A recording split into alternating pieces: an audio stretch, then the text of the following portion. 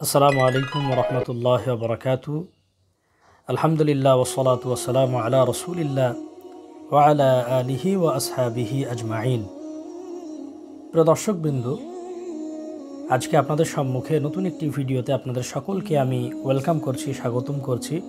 প্রিয় ভাইয়ারা আমার, আজকে যে বিষয়টি নিয়ে আপনাদের সম্মুখে আমি আলোচনা করব, আমার সেই বিষয়টি হলো আল্লাহর পরীক্ষা বান্দার উপরে। আল্লাহ রাব্বুল আলামিন বান্দাদেরকে যেভাবে পরীক্ষা করবেন, আল্লাহ তাআলা পরীক্ষা নেবেন, এই বিষয়ে ইনশাআল্লাহুল আজিজ আজকে আমরা কোরআন ও হাদিসের আলোকে এই বিষয়টি আমরা আলোচনা করব। প্রিয় ভাইয়েরা আমার, যদি আপনারা জানতে চান আল্লাহ রাব্বুল আলামিন তার বান্দাদের কাছ থেকে কেমন পরীক্ষা নেবে, কিভাবে পরীক্ষা করবেন, এই বিষয়টি যদি আপনারা জানতে চান, বুঝতে চান, তবে আজকের ভিডিওটি আপনাদের সকলের জন্য গুরুত্বপূর্ণ একটি ভিডিও। আপনাদের সকলকে বলবো আজকের এই ভিডিওটিকে আপনারা পরিপূর্ণভাবে দেখার চেষ্টা করবেন, এই অনুরোধ আপনাদের সকলের কাছে রইল। প্রিয় ভাইয়েরা আমার, চলুন আমরা এই বিষয়টি কোরআন ও হাদিসের আলোকে আলোচনা করার চেষ্টা করি।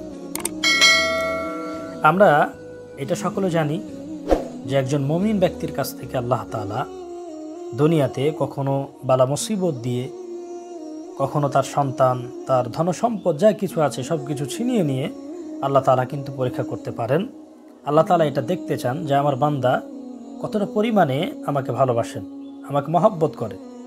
আল্লাহ তাআলা যেমন কিনা নবী আলাইহিস সালাতু ওয়াস সালামদের কাছ থেকেও আল্লাহ তাআলা এই পরীক্ষা করেছিলেন।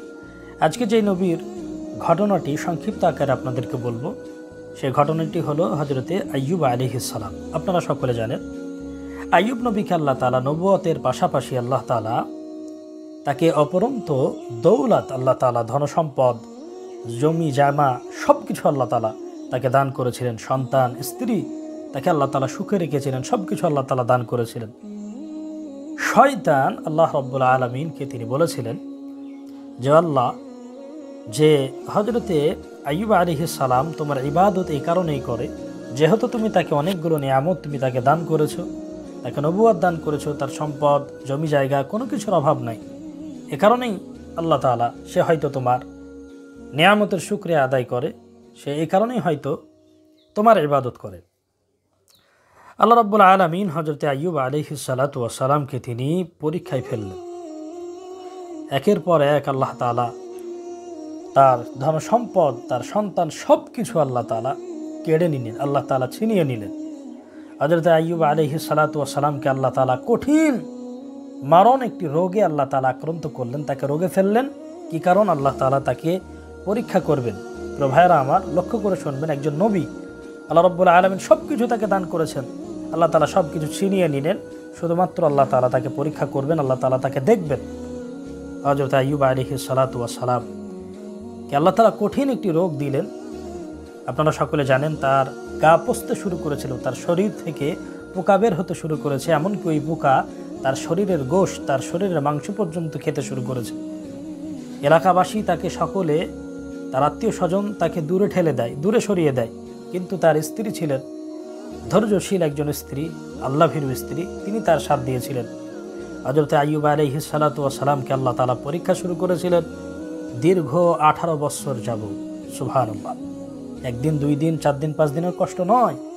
সামান্য পরিমাণ একটু বাহানা হলে, সামান্য পরিমাণ একটু কষ্ট হলে আমরা ইবাদতে অজুহাত দেখাই, অমুক কারণ, এই শরীরের অসুস্থতা, এই কারণ, অমুক তমুক আমরা বলি, যে আমরা ইবাদতটাকে নষ্ট করি, আমরা ইবাদত করতে চাই না। তো ভাইয়েরা আমার, একজন নবী, অপরন্ত দৌলত সম্পদ নবী, আল্লাহ তাআলা নবুয়ত তাকে দান করেছিলেন, সব কিছু আল্লাহ তাআলা তার কাছ থেকে ছিনিয়ে নিয়েছেন শুধু পরীক্ষা করার জন্য। সে পরীক্ষাটি সাময়িক পরীক্ষা ছিলেন না, 18 বছর।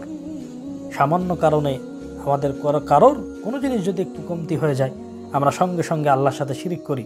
আল্লাহ, দুনিয়াতে এত মানুষ আছে, আল্লাহ তুমি সকলকে তুলে নাও, আল্লাহ তুমি কি আমার কি দেখতে পেলে, আমারই এই অসুস্থতা হলো, আমার এই রোগ হলো, অমুক তমুক আমরা আল্লাহর কাছে অবজেকশন, শিকায়ত করতে থাকি। তো ভাইয়েরা আমার, একজন নবী আল্লাহ তাআলার কত বড় পরীক্ষা দিয়েছেন। 18 বছর যাবৎ শরীর পচতে শুরু করেছে, 2 হাত 2 পা গোটা শরীর, এমনকি জবান পর্যন্ত পচতে শুরু করেছে। হযরত আইয়ুব আলাইহিস সালাম তিনি আল্লাহ রাব্বুল আলামিনকে তিনি ডাক দিলেন, আল্লাহ তাআলাকে বললেন। আল্লাহ তাআলা এই শব্দটি কোরআনে তিনি ব্যবহার করেছেন, ওয়া আইয়ুবা ইয নাদা রাব্বাহ। হযরত আইয়ুব আলাইহিস সালাম তার রব তার প্রতিপালককে তিনি ডেকেছিলেন, তিনি ডাক দিলেন, আন্নি মাসানি আদ-দুর, ওগো আল্লাহ, আমি তো বিপদের মধ্যে রয়েছি, ক্ষতিগ্রস্তর মধ্যে রয়েছি। ওয়া আনতা আরহামুর রাহিমিন, তুমি তো রহিম, তুমি তো রহমান, তুমি তো দয়ালু। আল্লাহ, তুমি তো সব কিছু দেখছো। আল্লাহ রাব্বুল আলামিন হযরত আইয়ুব আলাইহিস সালামের ডাকের সাথে সাথেই আল্লাহ রাব্বুল আলামিন তিনি বললেন, ফাস্তাজাবনা লাহ, আমি আল্লাহ তাআলা, সে যে আমাকে ডেকেছে, আমি আল্লাহ তাআলা তার ডাককে সাড়া দিলাম, তার ডাকে, তার প্রার্থনাকে আমি আল্লাহ তাআলা কবুল করলাম। ফাকাশাফনা মা বিহি মিন দুর, আল্লাহ রাব্বুল আলামিন বলেন, তার যে রোগ ছিল, তার যে কষ্ট ছিল, আমি আল্লাহ তাআলা সেটাকে দূর করে দিলাম। সুবহানাল্লাহ। কারণ সে 18 বছর যাবৎ আমি আল্লাহ তাআলা তাকে যে রোগ দিয়েছিলাম, সে রোগে তিনি পরীক্ষা দিয়েছেন, আমি আল্লাহ তাআলার পরীক্ষায় তিনি পাশ করেছেন। আল্লাহ তাআলা তিনিও বললেন, ফাকাশাফনা লাহুম মা বিহি মিন দুর, আমি আল্লাহ তাআলা আইয়ুব নবীর তার দুঃখ কষ্ট, তার রোগ আমি আল্লাহ তাআলাকে দূর করে দিলাম। আল্লাহ রাব্বুল আলামিন হযরত আইয়ুব আলাইহিস সালাতু ওয়াস সালামকে আল্লাহ তাআলা নির্দেশ দিলেন যে তুমি তোমার পা দিয়ে মাটির উপরে তুমি শক্তভাবে চাপ দাও। তিনি যেই না মাত্র মাটির উপরে চাপ দিয়েছেন, আল্লাহ তাআলা তার পায়ের তলা থেকে, মাটি থেকে আল্লাহ তাআলা ঝর্ণা প্রবাহিত আল্লাহ তাআলা পানি বের করে দিয়েছেন। সেই পানি দ্বারা তিনি গোসল করেছেন এবং সে পানি তিনি পান করেছেন। আল্লাহ রাব্বুল আলামিন তার যে রোগ, 18 বছরের যে কষ্ট তিনি করেছেন, আল্লাহ রাব্বুল আলামিন এই পানি পান করার ফলে, এই পানিতে গোসল করার কারণে আল্লাহ তাআলা তার রোগকে, আল্লাহ তাআলা সে রোগ থেকে, বিপদ বড় রোগ থেকে আল্লাহ রাব্বুল আলামিন তাকে মুক্তি দিয়েছিলেন। সুবহানাল্লাহ। প্রিয় ভাইরা আমার, তিনি একজন নবী হওয়ার পরেও তিনি আল্লাহ রাব্বুল আলামিনের দরবারে আল্লাহ তাআলা তাকে আপনার দীর্ঘ 18 বছর যাবৎ আল্লাহ তাআলা তাকে কঠিন একটি পরীক্ষায়, একটি মারণ একটি রোগে আল্লাহ তাআলা ফেলেছিলেন, যে রোগটা এত মারাত্মক, এত ভয়ানক যে আপনার শরীর থেকে পোকা বের হয়, আর ওই পোকাগুলো সে মাংস পর্যন্ত আবার খায়। তো ভাইরা আমার, আমরা আইয়ুব আলাইহিস সালাতু ওয়াস সালামের চাইতে তো কঠিন পরীক্ষা আমি আপনি তো কেউ দিইনি, এখন পর্যন্ত আমার মনে হয় আমরা কেউ দিই নাই।